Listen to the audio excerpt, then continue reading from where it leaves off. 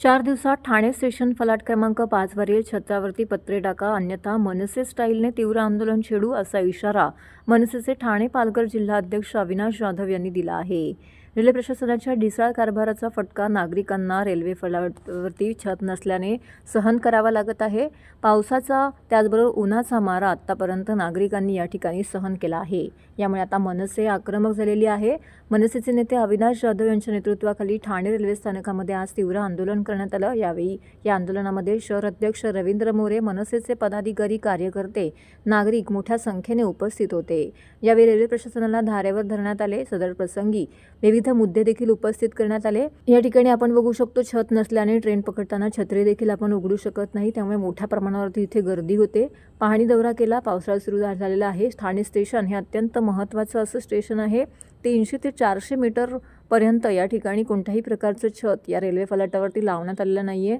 तसेच स्टेशनची दुरावस्था आहे, त्यामुळे अधिकाऱ्यांनी लवकरात लवकर लक्ष दिलं पाहिजे, असं देखील यावेळी मनसेचे ठाणे व पालघर जिल्हा अध्यक्ष अविनाश जाधव यांनी म्हटलेलं आहे. ऐतिहासिक रेल्वे स्टेशन म्हणून ठाणे शहराची ओळख आहे, मात्र या स्टेशनची व्यवस्थित डागडुजी किंवा निगा न राखल्यामुळे या स्टेशनला हळूहळू ऐतिहासिक रेल्वे स्टेशन म्हणून ठाणे रेल्वे स्थानकाची ओळख आहे, मात्र या स्थानकाची योग्यरित्या डागडुजी केली जात नसल्यामुळे इतिहासामधील शेवटचे स्टेशन होऊ देऊ नका, असं देखील यावेळी मनसेचे पालघर जिल्हा अध्यक्ष अविनाश जाधव यांनी म्हटलेलं आहे.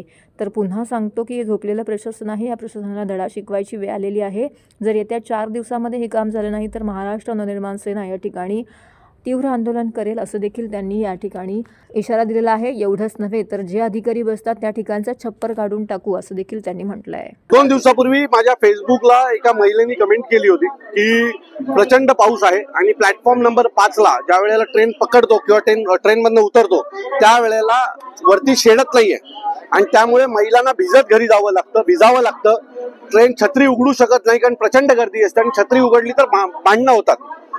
म्हणून आम्ही काल पाहणी दौरा केला, तर आम्हाला निदर्शनात आलं. आज तुम्हाला यासाठीच बोलवलंय की जर पावसाळा समोर आलेला आहे, पाऊस सुरू झालेला आहे आणि जर ठाणा स्टेशनचा महत्वाचं स्टेशन आहे, तिथे जवळजवळ तुम्ही जर बघाल तर जवळजवळ 300-400 मीटर इकडे आणि इकडे कुठल्याही प्रकारची शेड नाही. 5 नंबर स्टेशन प्लॅटफॉर्म हा अतिशय महत्वाचा प्लॅटफॉर्म आहे आणि त्या प्लॅटफॉर्मवर अनेक महत्वाच्या ट्रेन थांबतात आणि अशा ठिकाणी जर ही परिस्थिती असेल तर मला असं वाटतं की हे दुर्भाग्यपूर्ण आहे. अधिकाऱ्यांनी याच्याकडे लक्ष दिलं पाहिजे. याचीच परिस्थिती नाहीये. तुम्ही प्लॅटफॉर्म नंबर 1 ला जा, 2 ला जा, वरचे सगळे पत्रे तुटलेले आहेत आणि पाणी धबाधबा पाणी खाली गळतंय, लोक भिजतायत, पण ना इलाजाने कोणाकडे जाऊन तक्रार करावी हीच लोकांना माहित नाहीये. अनेक लोकांनी प्रशासनाकडे तक्रार केली परंतु त्याचे कुठल्याही प्रकारचा रिझल्ट आलेला नाही. तुम्ही जर इथनं पुढे गेलात तर एका ठिकाणी तर अशी परिस्थिती आहे की 2 पत्रे एका तारेने बांधलेत.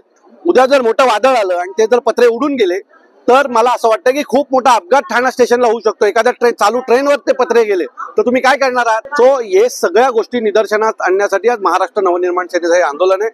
जर पुढच्या 4 दिवसात त्यात कुठल्याही प्रकारचा बदल झाला नाही तर महाराष्ट्र नवनिर्माण सेना या सगळ्याच्या विरोधात तीव्र आंदोलन उभं करेल.